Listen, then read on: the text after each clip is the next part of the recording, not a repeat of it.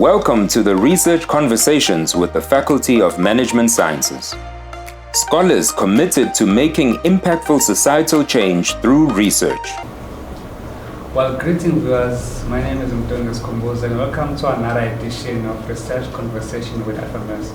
Well, today I'll be joined by Ms. Naidoo to unpack a master's dissertation titled Public Relation, Practitioners' Perception of Digital Communication at Public Hospitals in Durban, KWAZULU-NATAL. Well, this show is about scholars committed to make an impactful societal change through research. Well, Ms. Naidoo, how are you? I'm good. How are you doing?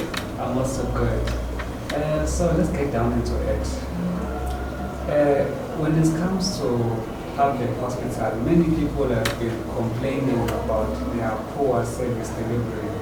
And if we look at the crux of the matter, it's always like one problem will be caused by another problem, which leads to a chain of problems that are difficult to resolve.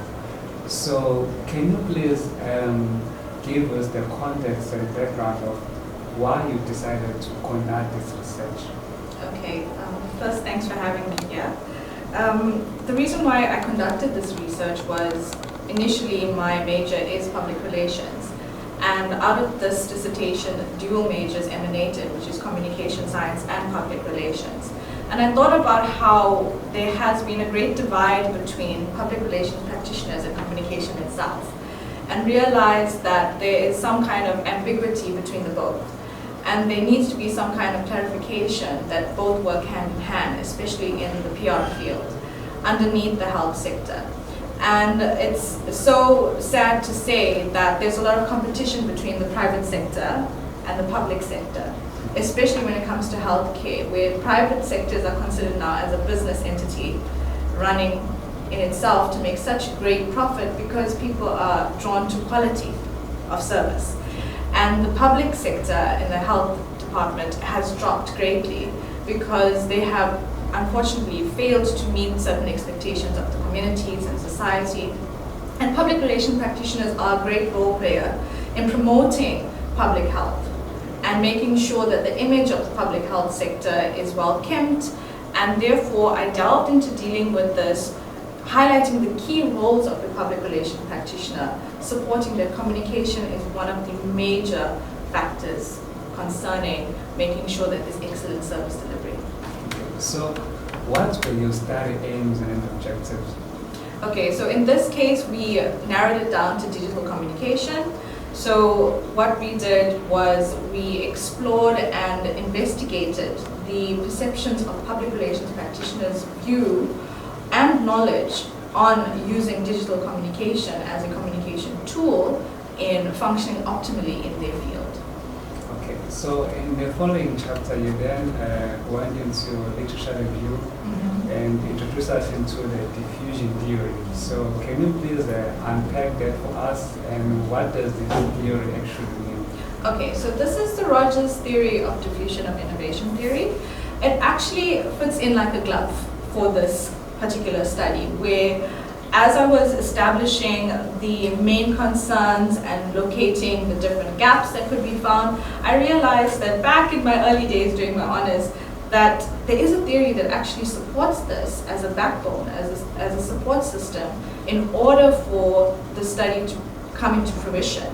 And Rogers' diffusion of innovation theory actually deals with the knowledge of the innovative idea, the persuasion of that innovation, as well as the decision-making and the implementation phase of innovation coming into fruition. And I realized that this would be a great form of theory to support the study going forth on how we're going to unveil the perceptions of using digital communication as a main tool when it comes to service delivery through public relations practitioners. So now, looking at these two states of the public sector and the private sector, also in your literature review, I've noticed that you have analyzed that comparison.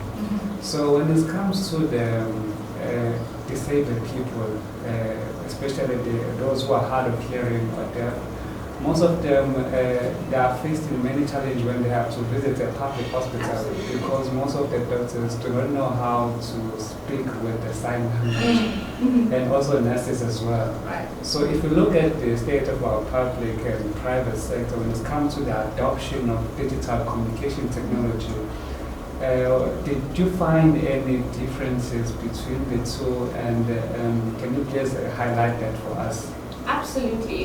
So the difference, like I've stated earlier before, there's such a huge contrast concerning the private sector and the public sector, and you can see that people are drawn to quality, not quantity.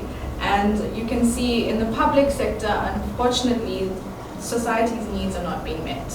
And unfortunately, the disabled are actually considered as the most disadvantaged. And I believe that, in addressing issues concerning supporting, enabling, and as well as seeing to the disadvantaged, a lot of new innovative ideas need to be implemented. So the ideas are there, but unfortunately it's halted and stuck at being implemented. And while the private sector is advancing with the new innovative ideas, new digital communication technologies like electronic readers, etc., the public sector is lagging behind because of various factors that are present, with maybe the public relation practitioner being withheld of enabling the innovative ideas through various reasons, and you'd see it in my research as well. Okay. So now moving to the research methodology, what type of method did you use to conduct your study? Okay, so based on the heading or the title itself, it's Perceptions and Knowledge of Public Relations Practitioners in Public Healthcare. Therefore, the perfect research methodology method that was used was qualitative analysis. And that actually seeks holistic views and perceptions and experiences of the target audience, and in this case the participants, the public relations practitioners themselves. And it was so apt as promoted validity, reliability, and it also creates a sense of in-depth connection with the experiences that public relations practitioners have in their daily work environment under the health sector. Okay. So are there any research gap that you have discovered when you read your literature? Oh wow, there's plenty, but the one I feel strongly about that actually stands out the most is the adoption phase of innovation itself. And in this case, we narrowed it down to digital communication. And I feel that while we have, as a society, in South Africa particularly, while we have all the innovative ideas, the innovative advancements, we somehow hit a roadblock with the implementation phase and adopting those ideas. And I strongly believe that that is a gap that many people, not only in just the public relations avenue, but in various sectors, in the work environment, in research, in academia, research can promote the sense of implementing and adopting innovation. Therefore, I feel that this gap can be, seen to through academic research in a vast amount of different avenues. Therefore, it needs to be addressed, it needs to be promoted, it needs to be noticed that while we are sitting wanting change, we are denying that change for ourselves. So where was the location of the study?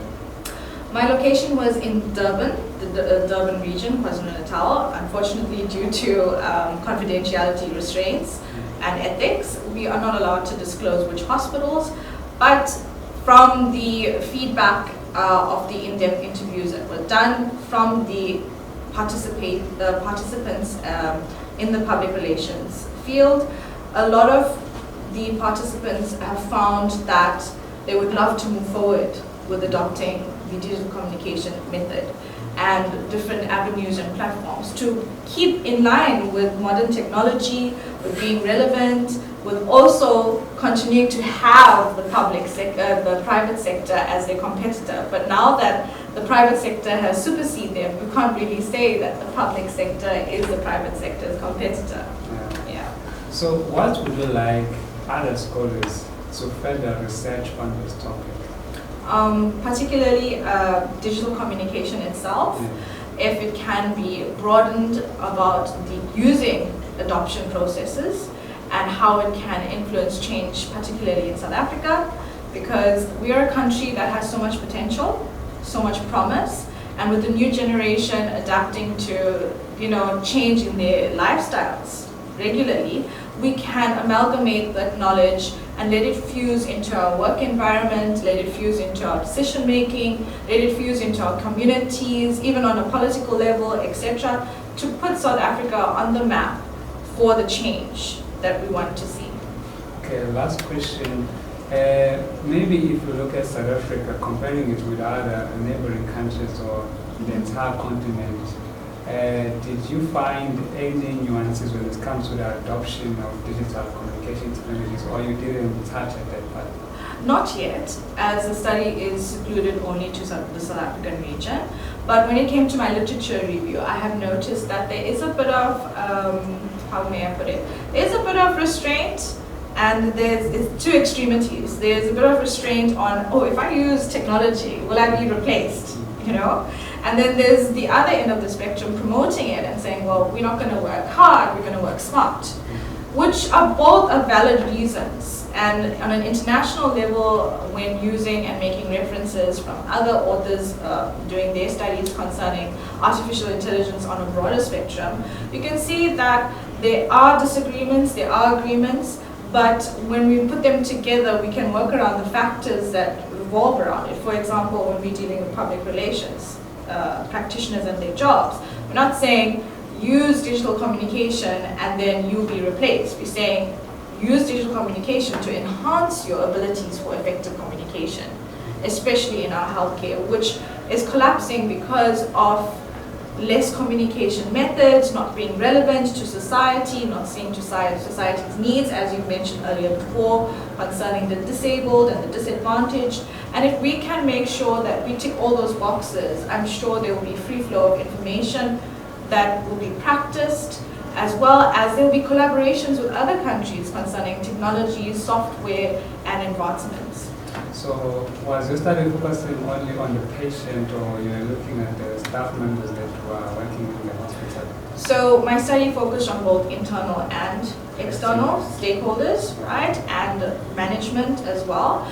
This study actually revolves around, as I stated before, the perception and the knowledge of digital communication. Both the patient and the yes, with communicating between the patient and in management or their hospitals internally. And what I've noticed is that the findings actually came about where, while a lot of them would love to use digital communication, there is a percentage that lacks the knowledge on how to use it. So the recommendation would be, let's get workshopped on how to use certain technologies. And then another was crime, right? And the recommendation, when I say we, I was actually discussing this with the interviewees, right? Which are the public relations practitioners, and we discussed how we can up our security in public hospitals and bring some sort of exclusivity in that environment so that they feel that they are being treated and seen to personally, right? And then we also noticed that load shedding is another main aspect. So these are all the factors that trickle from the top down. So if government can probably come in and pitch in to be a support system in society and not just look at things on a surface level, but see things on a maintained level for a long period of time, I believe that the power for change and adopting innovation will stand strong, and tall, encouraging the upcoming generation to continue to come up with new ideas, but not just come up with a new idea, but to be implemented as well. Well, Ms. Naidoo, thank you very much for your time. I hope all the relevant stakeholders are listening, and also as a country, we want to move from third industrial revolution into fourth. Absolutely. Maybe fifth, another day. But thank you very much for your time. Only a pleasure. Thank you. Well, viewers, this is Research Conversation with FMS, and Ms. Naidoo was unpacking her master's dissertation. Thank you very much. Let's meet again next time in the next episode. I thank you.